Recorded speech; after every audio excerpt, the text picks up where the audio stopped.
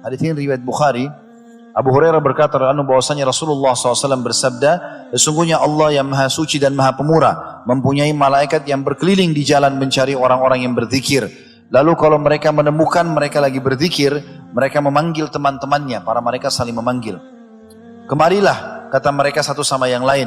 Lalu para malaikat itu menaungi mereka dengan sayapnya sampai ke langit dunia. Jadi bersusun-susun sampai ke langit dunia yang sangat jauh. Maka Allah bertanya kepada mereka, padahal dia mengetahui apa yang diucapkan hamba-hambaku yang kalian sedang naungin tuh. Dan insya Allah majelis ilmu, kata para ulama, nomor 1 di sini, majelis zikir adalah majelis ilmu yang diutamakan di sini.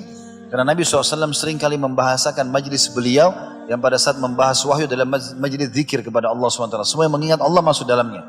Maka Allah pun bertanya kepada para malaikat yang sedang mendengar atau menaungi para orang-orang yang dinaungi oleh malaikat. Maka tadi di awal saya bilang ikhlaskan niat teman-teman. Ini janji Rasulullah SAW tidak mungkin salah. Malaikat sedang menaungi kita dan Allah bertanya kepada para malaikat-malaikatnya, apa yang sedang diucapkan hamba-hambaku? Maka para malaikat menjawab, mereka mensucikan, membesarkan, memuji dan mengagungkanmu. Allah bertanya lagi, apakah mereka pernah melihatku?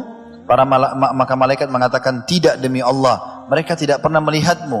Allah berfirman lagi, bagaimana seandainya mereka melihatku? Maka para malaikat menjawab, seandainya mereka melihatmu ya Allah, mereka akan lebih banyak beribadah, mengagungkan dan memuliakanmu. Lalu Allah bertanya lagi, apa yang mereka minta? Para malaikat mengatakan, mereka memohon surga kepadamu.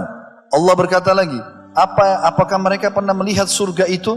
Para malaikat menjawab, tidak demi Allah, mereka belum pernah melihatnya. Allah berfirman lagi, bagaimana seandainya mereka sudah melihat atau sedang melihat surga itu?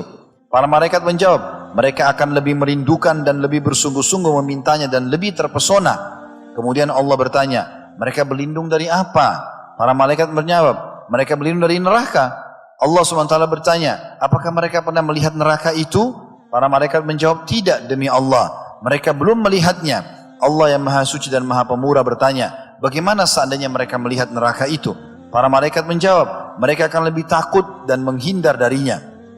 Lalu Allah berfirman lagi, saksikanlah, sesungguhnya aku telah mengampuni mereka. Maka salah satu malaikat berkata, di antara mereka ada si fulan yang tidak termasuk orang-orang yang berzikir, akan tetapi dia datang karena ada sebuah keperluan lain. Maka Allah SWT menjawab, mereka adalah sebuah kaum yang mana orang yang duduk bersama mereka tidak akan sengsara. Kata Ibnu Hajar Al-Asqalani rahimahullah dalam Fathul Bari, sesungguhnya yang dimaksud dengan majlis zikir dengan hadis ini adalah mencakup semua macam zikir kepada Allah. Baik orang bertasbih, bertakbir, membaca Al-Quran, berdoa, kebaikan dunia dan akhirat, dan yang paling penting mempelajari hadis-hadis Nabi SAW dan belajar ilmu syar'i.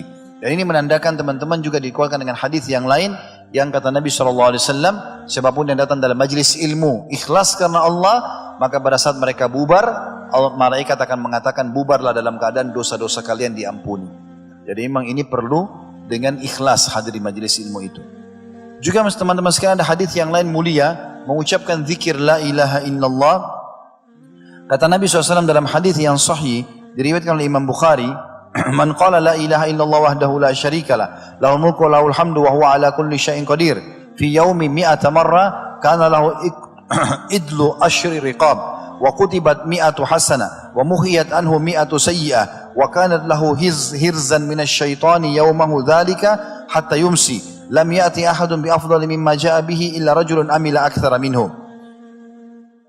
Artinya, barang siapa yang membaca la ilaha illallah wahdahu la syarikalah, tidak ada Tuhan yang berhak disembah kecuali Allah dan tidak ada sekutu bersamanya, lahul mulku wa lahul hamdu, dia memiliki kerajaan dan puji-pujian, wa huwa ala kulli syai'in qadir, dan dia mampu mengerjakan apa yang dia inginkan dalam satu harinya 100 kali maka akan dicatatkan baginya pahala membebaskan 10 orang budak, dicatatkan baginya 100 pahala, dihapus darinya 100 dosa, dan akan diberikan perlindungan dari syaitan di harinya itu sampai dia tiba di sore hari.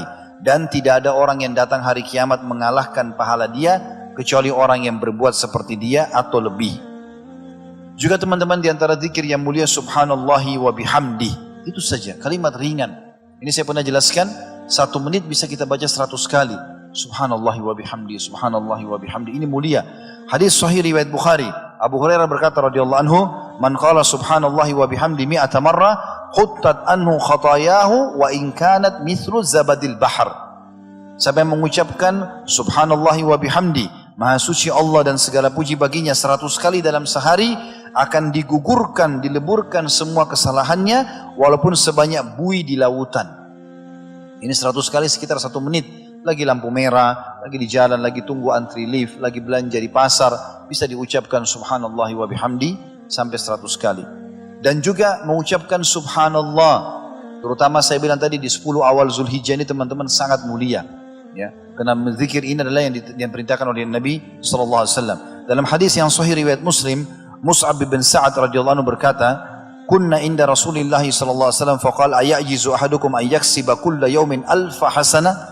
Fasa'alahu sa'ila min julasai, "Kaifa yaksibu ahaduna alfa hasanah?" Qala yusabbihu mi'ata tasbihah fayuktabu lahu alfu hasanati wa yuhattu anhu alfu atau yuhattu alfu khati'ah. Kami pernah berada di sisi Rasulullah SAW lalu beliau bertanya, apakah seseorang di antara kalian tidak mampu memperoleh 1000 pahala dalam sehari? Maka kata para sahabat, atau apakah kalian tidak mau mendapatkan 1000 pahala dalam sehari? Kata para sahabat, bagaimana bisa kami mendapatkan 1000 pahala ya Rasulullah? Kata Nabi SAW, bertasbih 100 kali. Subhanallah, subhanallah, subhanallah 100 kali. Maka akan ditulis baginya 1000 kebaikan. Dan dihapus darinya 1000 kesalahan. Dan terakhir teman-teman yang ke-15. Adalah berbuat semua jenis amal soleh, terutama bakti dengan kedua orang tua. Ini berbuat baik saja. Senyum dengan orang tua, menyiapkan makanannya, mengucapkan salam, menanyakan kabarnya, menghilangkan kesusahan, memenuhi kebutuhan, semua berhubungan dengan orang tua ini. Ini bisa membersihkan dosa-dosa. Bahkan sebagian ulama mengatakan, di antara hal yang sangat mudah membersihkan sisa dosa besar, bakti dengan orang tua. Dalam sebuah hadis atau riwayat yang sahih dikatakan, bahwasanya ada seseorang pernah datang kepada Abdullah bin Umar radhiyallahu anhuma, lalu berkata, "Saya baru membunuh orang. Dan saya merasa itu dosa sangat besar, karena orang itu tidak bersalah. Saya bertaubat kepada Allah. Kira-kira apa langkah yang paling cepat membuat dosa saya dimaafkan?" Maka pertanyaan Abdullah bin Umar, "Apakah kedua orang tua masih hidup?" Kata dia, "Tidak ada lagi. Tidak ada ayah, tidak ada ibu." Lalu dia mengatakan, "Kalau begitu, pergilah dan bertobatlah kepada Allah, kemudian beribadahlah sampai ajal datang."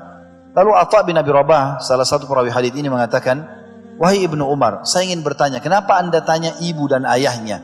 Kata Abdullah bin Umar, "Saya tidak pernah menemukan penyampaian Nabi SAW yang paling cepat dalam membersihkan dosa dibandingkan dengan bakti kepada kedua orang tua."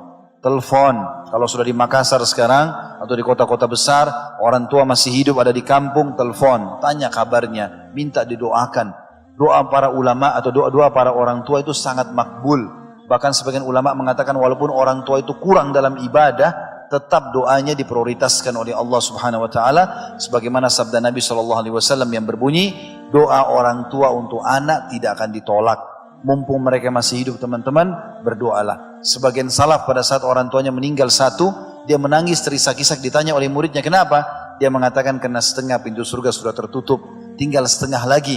Saya harus mengejarnya sebelum yang satu ini tertutup lagi buat saya." Allahu a'lam. Ini bahasan kita insyaAllah. Mudah-mudahan apa yang kita kutip pada hari ini bisa mengambil atau diambil manfaat darinya. Dan kita berdoa kepada Allah SWT semoga majelis kita diberkahi adanya dan juga semua dosa kita dimaafkan. Alhamdulillahi Rabbil Alamin.